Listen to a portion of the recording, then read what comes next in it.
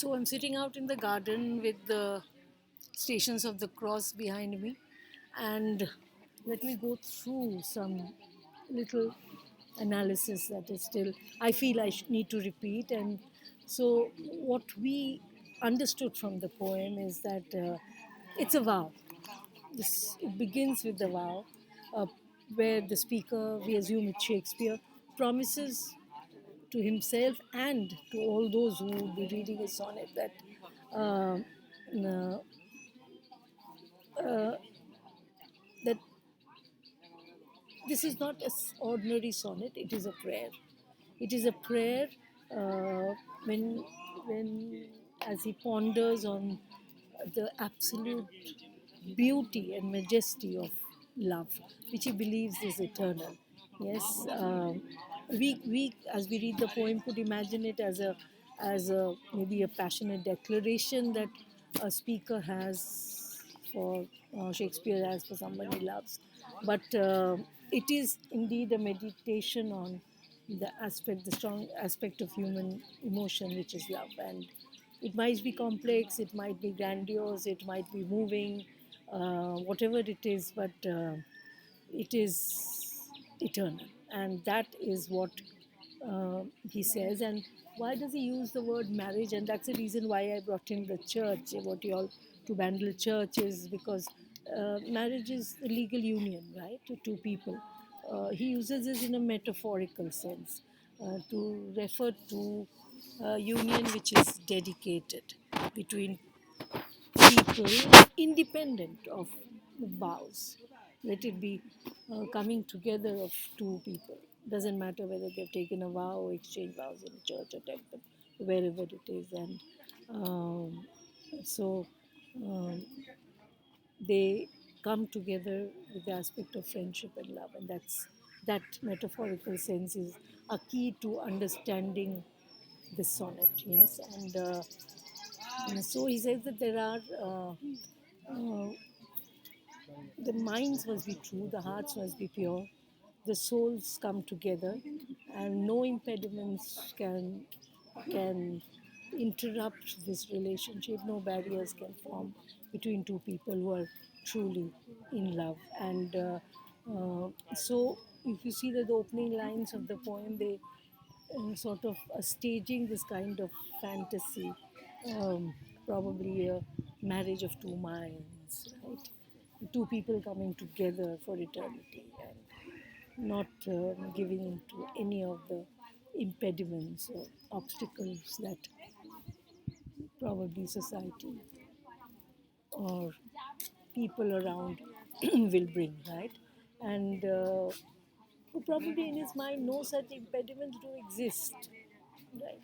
And so that that is what I feel is the opening theme, and of course it's very clear that love. If you look at that, when he says that alteration, when he brings the remover to remove, and alterations, changes do not affect a relationship. It is probably resistant to change, and it has, even when it's challenged, it has the capacity to remain steadfast. It has the capacity to remain, to endure, right? And if you look at the phrase about the remover, um, could be the remover in the poem is time itself, because he does refer to time, personified time, right? So true love probably works against time. It doesn't diminish, so it doesn't remove the intensity of it. Again, the resistance to change, right? Makes it clear. And if you move further, it is like I said, the entire um, the mark, ever fixed mark, where you have the metaphor of the pole star, and he said that it does not change, it does not falter, even during storms or tempests, right? And life is complicated, life is challenging, life is treacherous, but and people, we are we are journeying through this voyage of life. And I'm so happy that I'm here and because of voyage that I chose Bangalore Church, because here is Our Lady of Voyage, good voyage. So we are like voyagers, right? We negotiate storms, we face hurricanes, we have rocky shores, yes, but true love, because of its permanence, because of its solidity, we find a safe passage through the world. And Shakespeare is extending the metaphor and comparing love also to the star, the pole star, which is constant, and it helps the before the compass was invented. The pole star used to guide sailors across the stormy way waters that they would finally reach the journey. Right? So the actual value of love, if the question remains beyond human comprehension, its worth is unknown. So its worth is unknown. Uh, so like if you look at, if any of you have read about Greek philosopher Plato, where Plato himself said that the truest form of love is something that it's difficult for us common human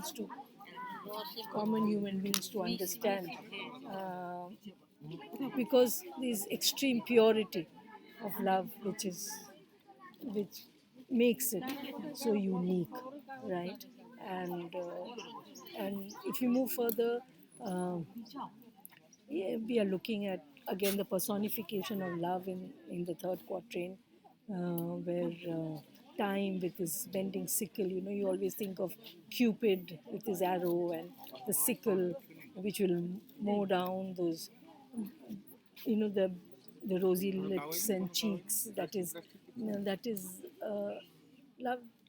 With age, changes do happen to our physical selves, but love is not fooled by time, because it does not depend on physical beauty. It does not diminish even when the physical beauty fails. Of course, aging is one thing that the time might do to a relationship. People will age, people will grow old, but people may drift apart. But Shakespeare, or the speaker, defends against these possibilities, and he says true love doesn't change at all. Time will fly, but love will endure even till the end of time. It will endure. So, he says that challenges, obstacles will probably, one faces them, will make the love stronger at times. Yes, and that is what he believes is the permanence of faith. And then in the final two lines, of course, like I mentioned it quite emphatically, that he's made an argument, and he's challenging anyone uh, to negate the truth that he says, and he says that it is indisputable, and that's why he says that no man can, if they prove it, then I Shakespeare, the greatest, probably one of the greatest writers of all times, will will say that he's never written anything. Everything's been wrong, or no man has ever loved, and which again, it is an impossibility. Yes, so the these final two lines, of course, is in part you can relate it back to the first two lines. The opening sentence poses a question for us. It's a problem. One wonders, we think who is the speaker talking to? Is he talking to himself, or he's talking generally to us, or he's talking to the person whom he loves? But if he's speaking to himself, then probably the final lines is something that is repeating and sort of reinforcing the prayer. And even if he's speaking to someone else, speaking to us, then probably it is quite hyperbolic. But whatever it is, the message that remains is that love is eternal, and it is the the highest kind of love that Shakespeare speaks about, that is also been reflected in the Greek philosopher Plato is exceeds human conception, comprehension, beyond what anything can ever be achieved. Yes, and that, dear students, is what I believe to be the message in this poem. Love is important. Love and hope, the one that sustains us and keeps us going in this ever-changing world of diminishing human values. People might say it's hyperbolic, but if you don't have the values of love and hope eternal in a human heart, what are we humans for? So, thank you, and I'll move into the most dry section of the poem in the next video, which is the question and answers. Just to end it with, every poem I always talk about a setting. So we may assume that it's set in Renaissance London, 1590s when Shakespeare wrote it, and but he has not. There's no allusion to the location in time or space because there's no historical moment that is being mentioned here, and perhaps it is but natural for it not to have, because we are talking about a universal concept, and that is love, which is eternal. So thank you till I meet next time.